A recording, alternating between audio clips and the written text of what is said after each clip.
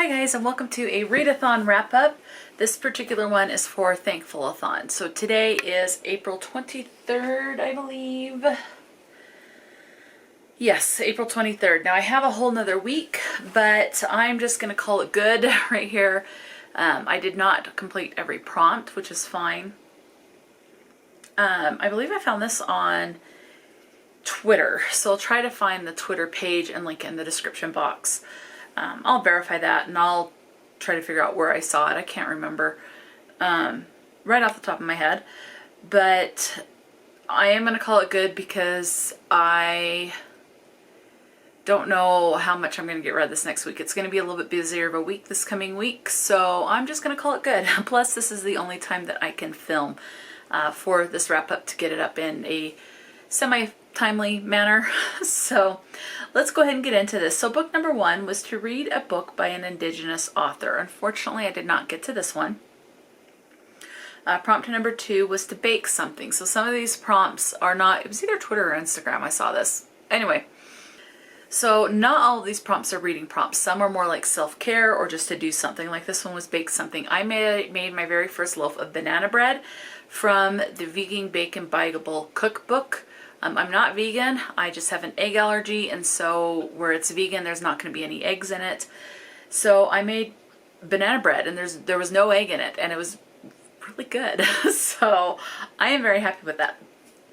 Okay, prompt number three was to read a Reese Book Club book pick. Unfortunately, I did not get to that one either. I think I have a few floating around in my house somewhere, but I just didn't get to this one. Prompt number four was to walk 4,000 to 10,000 steps. Got it. Number five was to read a debut book. For this one, I read Afrotistic. This is written by Omeiza. This is the first and only book by this author. And there is a lot of autism rep. This was actually the April book club pick for Autism Reads. This was the selection for the Autism Reads that I am a host of this year-long readathon. I will list the Discord channel in the description box. I really enjoyed this one. Now the writing is fairly simple. It's not overly flower or poetic or descriptive. It's very to the point, which I tend to prefer that over very flowery. Sometimes I enjoy the flowery. It just depends on how it's written. But I liked this. This one we're following...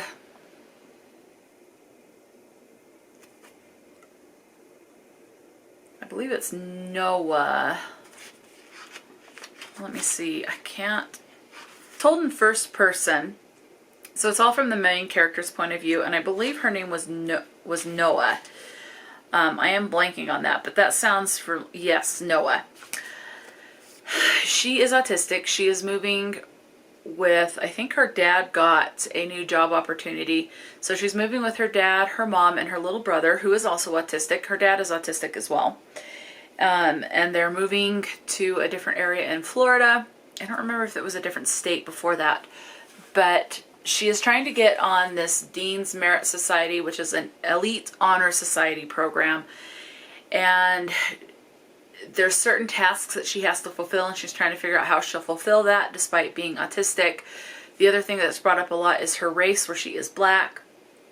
And that's talked about quite a bit. So she talks about being not only autistic, but being a black female who is diagnosed autistic, and how that can be underdiagnosed. She's also talks about the idea of the diagnosis criteria may not work for every culture because of the different traditions and what's expected and how people carry themselves, that people in different cultures might be misdiagnosed because of their culture. So that was an interesting perspective. There are a lot of people in here that are autistic. Her little brother is nonverbal. Her dad is autistic. They think her mom is autistic, but she refuses to be tested for the autism. There are a lot of people in this book that are autistic, and I really enjoyed and appreciated that, because it shows that just because you know someone that is autistic does not mean you know everyone that's autistic. Autism affects everyone differently. It talks about You know, we hear a lot about hypersensitivity. People are sensitive to bright lights, sounds, smells, and things like that. But you also have people that are hyposensitive, where they love that stuff. They're drawn to stuff that's extra loud, extra bright, and things like that. So it was very interesting to see that. One of the other things it talks about in this group, that there are some people who are autistic that have trouble understanding and talking about their feelings, not in a way that they're self-conscious. I mean, yeah, that might be part of it, but as in a way that they don't fully recognize and understand their emotions and feelings, which is something that I struggle with. There are certain things with a lot of practice I've come to pick up on, like if I am sad, but there are times where it's like everyone else is sad and I'm just kind of sitting there like, okay, yes, this sucks, but this situation sucks, but you know, I'm not reacting like everyone else, or like comedy, or I don't portray excitement like other people do. And sometimes I go, am I really excited? Am I looking forward to it? Am I more nervous? Am I, you know, so I do have a hard time with that. So I appreciated seeing that in there as well. So, I mean, there's a lot. So Noah's in this new school. She is trying to be this person that breaks down barriers regarding her race and things like that.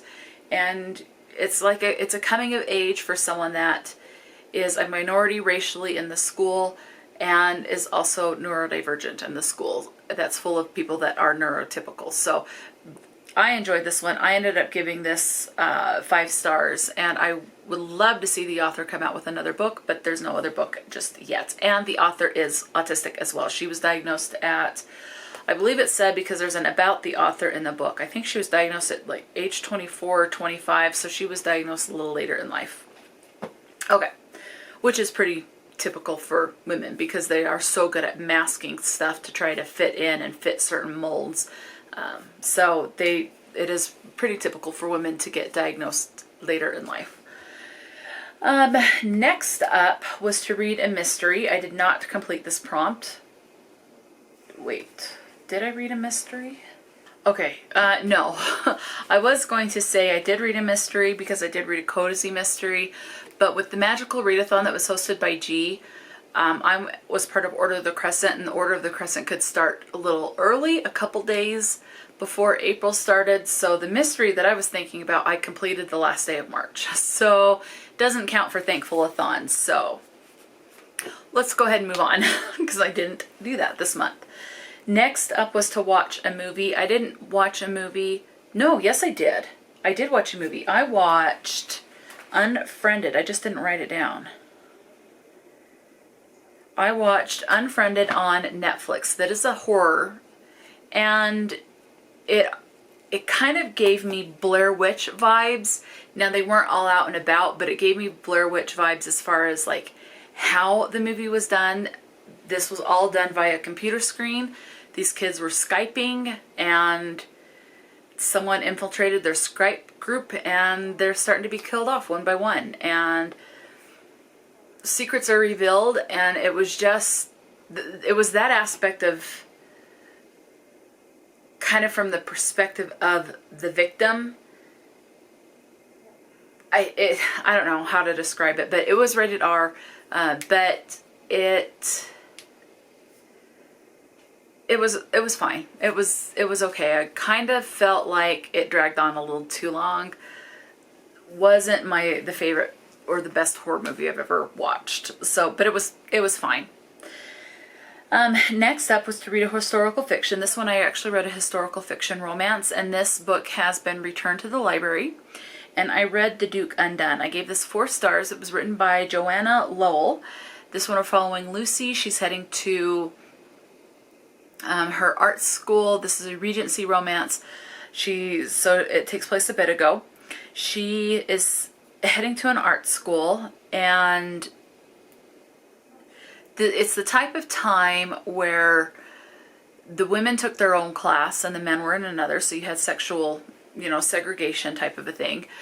And there were certain things that women could not do. For example, the men could be in a class where they had models in order to study and learn how to draw the human body, the models would stand there naked. The men could see that and draw the naked body. That was forbidden for women. Lucy, one day when she's on her way to art school, sees this guy passed out drunk in an alley, and he is naked, and she draws a picture of him. And so he's a little shocked to see his willy on display in this image, and he figures out who the artist is, and there's tension right from the start between them.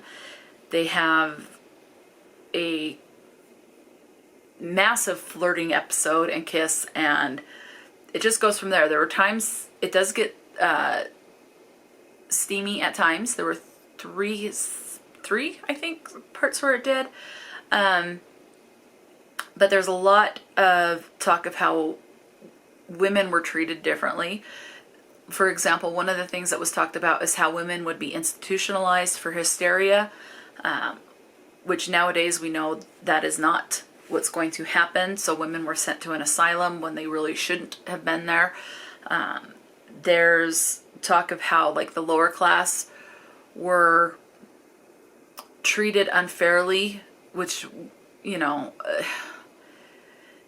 and it's talk of like how they would live on a certain block, and in this particular case the block is going to be condemned, and it's a bunch of lies basically for why it's going to be condemned. And even though the poorer people would try to fight that, they can't, because they are so oppressed by those who are in higher power and wealthier and things like that. There is a lot of talk, and you do see a lot in this book, a lot of corruption within the higher classes. So there's a lot of that. The main character, the Duke of Weston, I don't know. He has to wait until his, I believe it's his, is it his 30th or 30th birthday? Something like that. He has to wait till his birthday before he can inherit money, and he has to stay scandal free. He did serve in a war in Afghanistan, so he does reflect on that quite a bit. And alcoholism does play a big part in this book as well, so do be aware of that. Moving on was to just unplug, and so for that I read Switched by R.L. Stine. I didn't necessarily have to read a book for this, but for me unplug was like just to sit and read, not listen to an audiobook or anything, and I did not find an audiobook for Switched by R.L. Stine, so I count that as being unplugged for however long it took me to read this book. So this is a YA horror thriller, and this takes place on Fear Street, and Lucy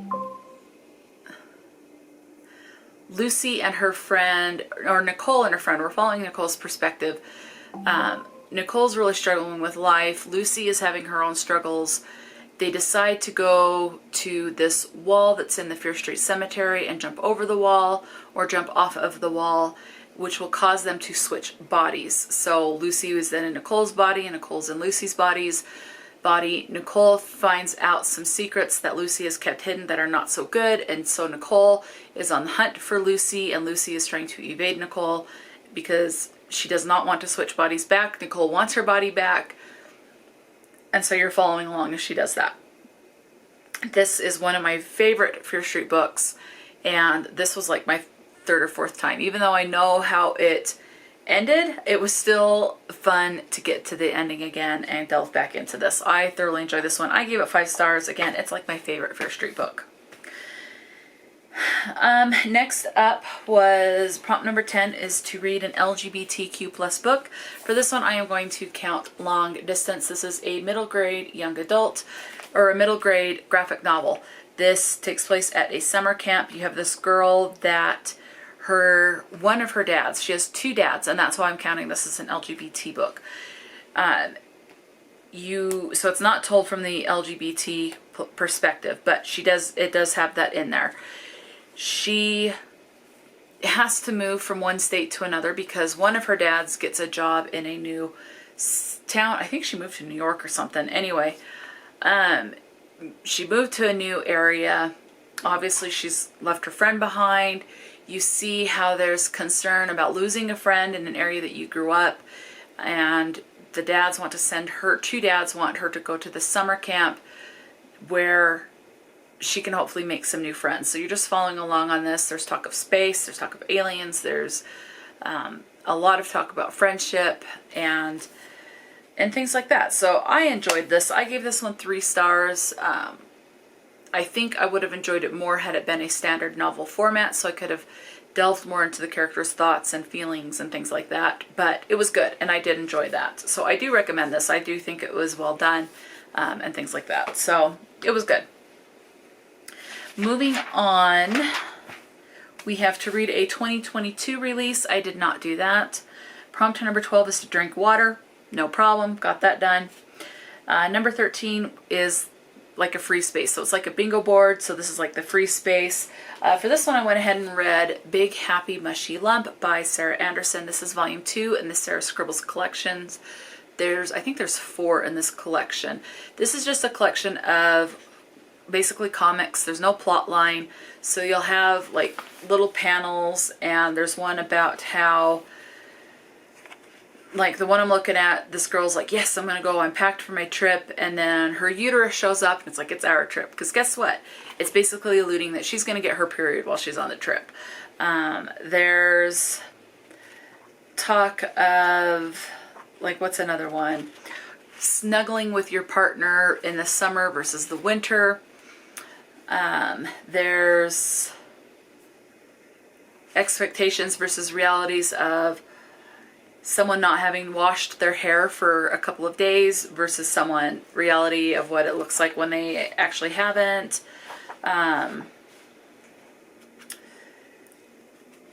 Yeah, things like that. There's one like how I spend my money, how she's frugal or savvy, does coupons and things like that, watches the costs when it comes to groceries, clothes, and other stuff. But when it comes to books, it's like, here's all my money, take all my money type of thing, which I could totally relate to. But it's fun. I gave this one 4 stars, and I am absolutely enjoying this. I've read Sarah Andersen does a really good job of writing relatable comics, and so I look forward to getting to the next volume in this series. Prompt number 14 is to do some meditation. Didn't really do that, but I guess trying to sleep I kind of do, but yet my mind still goes a mile a minute, so I guess I did not do that. Prompt number 15 is to read a novella. This one I put in Haunted by R.L. Stine. These Fear Street books are considered novellas. I did look into that, and these are all less than 200 pages. Like, they're generally around 150 pages to about 100, less than 175. I think I've only saw one that was maybe 180 or something like that, but these are considered novellas. I mean, you look at the standard YA novels today, how they're over 300 pages or more. This is definitely can be considered a short story or a novella. I would consider it more of a novella than a short story. This one we are following Melissa. She lives on Fear Street. There is this prowler that is breaking into homes in this neighborhood, and so she is already freaking out because of that. She gets scared when she hears certain noises like a branch tapping on the window, thinking it's the Fear Street prowler trying to break into her house. And then all of a sudden this boy shows up into her room. He is a ghost, and he's like, "You killed me." And she's like, "No, I didn't." And so she's trying to figure out what exactly is going on when he's like, "I'm going to kill you for killing me." And so you're kind of following to see what happens. She does talk to her parents as far as how she is seeing this ghost in her room or other things, and her boyfriend, and no one really believes her. So you're following as she's trying to figure out what's going on to stop this haunting. And is she actually starting to get feelings for this ghost? So yes, I enjoyed this one. I gave this 4 stars. It was actually pretty good, and that was the first time I've read that Fear Street book. Prompt number 16 is a poll pick. So I did create a poll on Instagram, and the 2 that ended up, I believe, pretty even was like a flower and then a music note. Unfortunately, there was a book I did pick for this, but I just ran out of time and did not get to it. So that's okay. Next up was to take a bath or a shower. Easy peasy. Done on that on day 1. That's an easy one. Next up is to read a book that is set in spring. I did not complete that.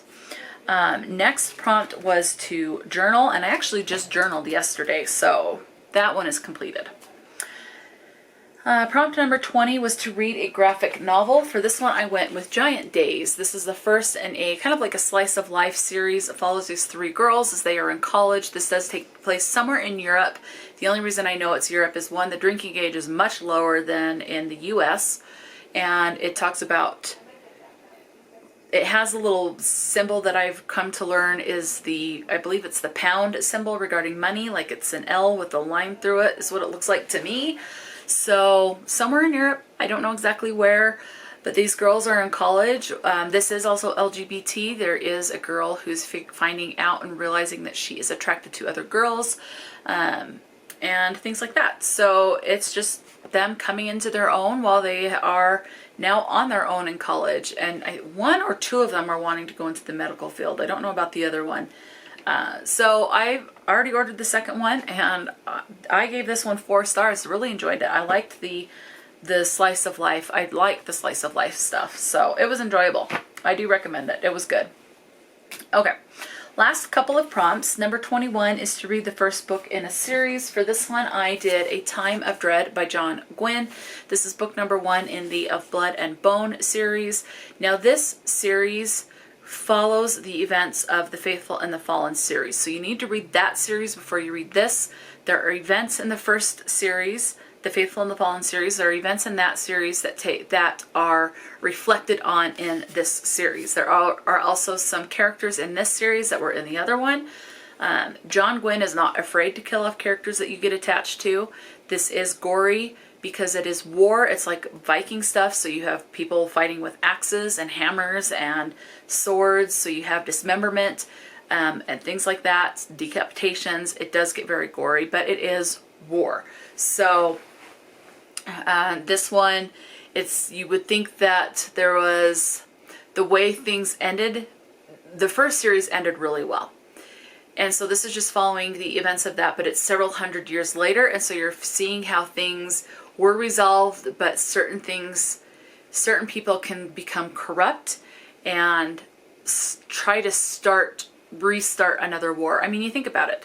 There was a World War I. Well, if everything was all hunky-dory from then on, we wouldn't have ever had another war. Well, we had another World War. So, you know, very relatable as far as that goes. And I look forward to seeing where this goes. There were some deaths in this. There were 2 deaths in this that I was sad about, one more so than the other. And I imagine that Gwynne's just gonna continue to break my heart, because I'm sure that some people are going to die later on in the series that I like. Next up, the next prompt was not a reading prompt. It was just a sit outside. Well, I live in Utah, and we had a lot of snow. Like, it went through halfway through April in my area of Utah, and so it was too cold, and I was not going to go sit out in the snow, so I did not do that prompt. There's no snow now. It's more like spring weather, but it's still just a little chilly, and we do not have our patio furniture out back yet, or set up yet, so I just did not really have the chance to sit outside, which is fine.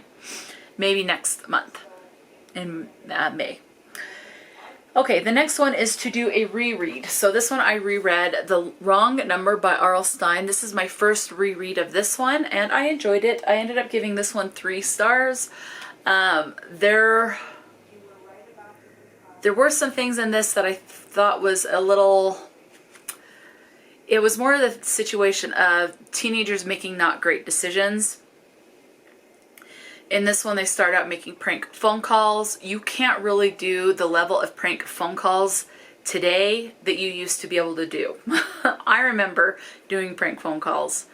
I think a lot of kids do that. I think I was in junior high when I did that, like 6th grade, 7th grade. You don't have caller IDs like you do. And it was even before like what was called the star 69, where you could call back the number that called you. So they're doing prank calls.